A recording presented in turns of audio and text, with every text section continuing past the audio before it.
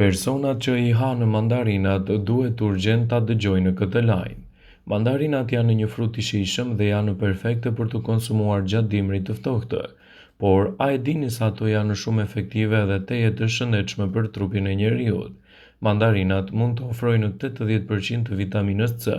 Këto fruta janë një burim i pasur i karotenoideve të cilat mund të reduktojnë ndjeshëm rrezikun e problemeve të mushkërive.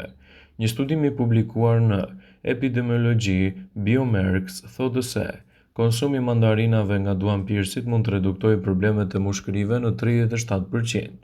Ulëntimi i cili është zhvilluar në Japoni tregoi se lëngu i mandarinave mbron edhe kundër problemeve të mëlçisë dhe përmirëson funksionin e saj.